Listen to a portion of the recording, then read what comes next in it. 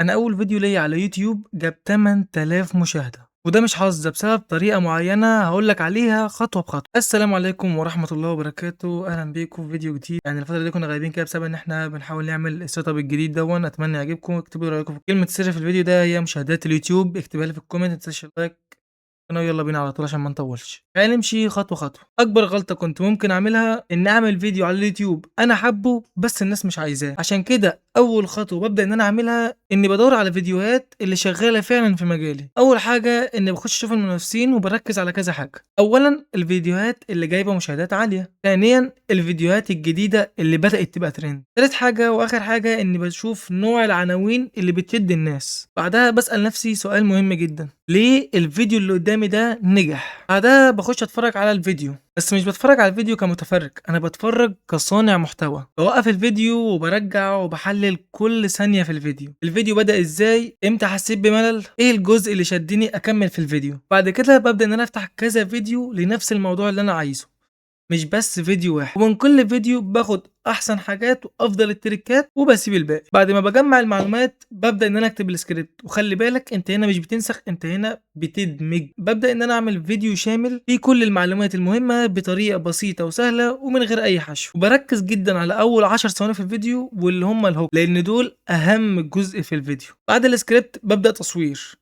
أنا باستخدم برنامج OBS Studio وده كفاية جدًا ليك لو أنت في البداية. وأهم حاجة في التصوير إنك لازم تبقى واثق في نفسك جدًا، حتى لو أنت مش واثق 100% حاول تبان طبيعي. بعد كده بابدأ إن أنا أدخل على مرحلة المونتاج. المونتاج هو المرحلة اللي بتحدد هل المشاهد هيكمل الفيديو والّا هيخرج، وأنا من نوعيتي أنا باستخدم After Effects وPremiere. أنت ممكن كبداية تتعلم الCapcut وهو أسهلهم في كل برامج المونتاج، وتبدأ تعمل عليه المونتاج بتاعك. أبدأ إن أنا أعمل cuts تكون سريعة ومش مملة، باعمل zoom in وzoom out وباحط صور بتدعم الكلام اللي أنا باقوله. وأهم حاجة المؤثرات الصوتية اللي بتخلّي المشاهد ما يزهقش. طبعًا كل الخطوات اللي أنا قُلت لك عليها دي على أساس أنا إن أنا بامنتج فيديو من غير ما أطلع بوشي. طبعًا كل اللي أنا قُلت لك عليه ده بيخلّي الفيديو بتاعي يكون حي ومش ممل نهائي. ولو حابين إن أنا أعمل كورس مونتاج من الصفر للاحتراف اكتب لي في الكومنتات وبإذن الله هانفذ لكم الطلب ده في الفيديوهات الجاية. بعد كده بادخل على الصورة المصغّرة. ناس كتيرة جدًا بتستهون بالصورة المصغّرة وده أكبر غلط. الصورة هي أول حاجة بتخلّي المستخدم على يوتيوب يبدأ يشوف الفيديو بتاعك ويضغط عليه. أنا علشان أعمل الصورة المصغّرة بتاعتي بابدأ إن أنا أدخل على Gemini،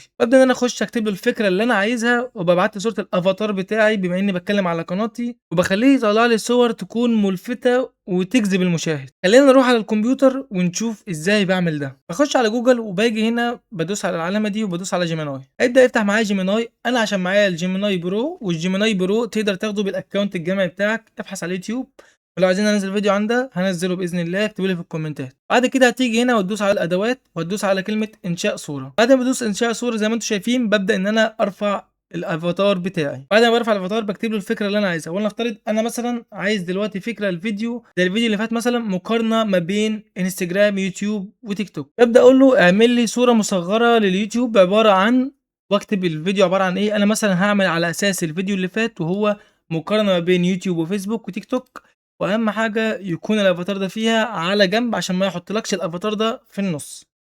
بابدأ إن أنا أعمل له إرسال وباستنى النتيجة بتاعته. زي ما إحنا شايفين كده طلّع لي نتيجة ولا أروع ولا أجمل حرفيًا. كاتب لك الأفاتار زي ما أنت شايف على جنب، المواجهة الكبرى من الأفضل يوتيوب، وحاطط لك عليه اللونج فيديو والأرباح، وحرفيًا صورة ولا أروع.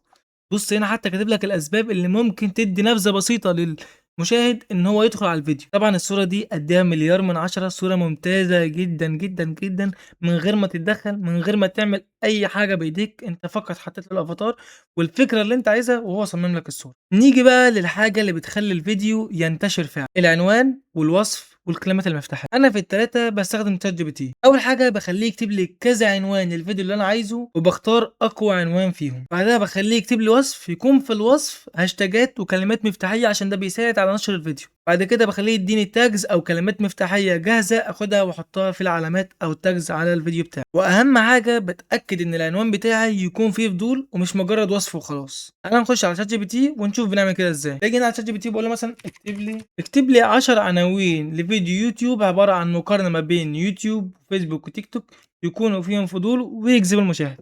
طبعًا أنت بتغيّر عبارة عن بعدها بتغيّر على حسب عنوان الفيديو بتاعك عبارة عن إيه. وبعد كده بادوس له إرسال وباشوف النتايج اللي هتظهر لي إيه. طبعًا هو كاتب لي 10 عناوين، بابدأ إن أنا أختار أحسن عنوان فيهم. أعتقد أقواهم حاليًا وهو ده، جربت ال3 منصات لمدة شهر والنتيجة كانت مفاجأة. مع إن أنت هتحط الصورة مصغرة، فالمشاهد فعلًا هيبقى عنده فضول إنه يعرف إيه اللي حصل. بابدأ أقول له بعد كده اكتب لي وصف للفيديو يكون فيه هاشتاجات وكلمات مفتاحية، واكتب له العنوان اللي أنا عايزه وبادوس إرسال. هاستنى النتيجة بتاعته لمّا تظهر، وهنا كتب لي الوصف زي ما أنتم شايفين كله، والهاشتاجات في الآخر، وآخر حاجة الكلمات المفتاحية. باخد الوصف زي ما هو نسخ وباحطه لصق في اليوتيوب. بعد كده باقول له يكتب لي كلمات مفتاحية، باقول له اكتب لي كلمات مفتاحية أحطها في العلامات تساعد الفيديو في الانتشار، وبابعتها له وهيبدأ يكتب لي الكلمات المفتاحية كلها. باخدها برضه زي ما هي كلها نسخ، وابدأ إن أنا أحطها في العلامات على يوتيوب لصق. وبكده نكون خلصنا الفيديو وبنبدأ ننشر الفيديو. بعد الفيديو ما بيتنشر الموضوع ما بيخلصش، بابدأ إن أنا أتابع نسبة المشاهدة، وقت المشاهدة، الناس بتخرج إمتى من الفيديو، ولو لقيت مشكلة بابدأ إن أنا أحلها في الفيديو اللي بعده.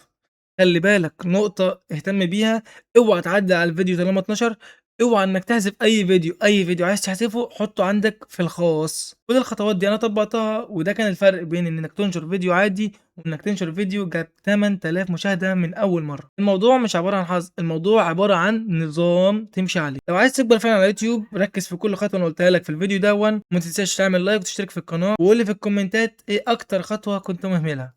وبس كده، سلام.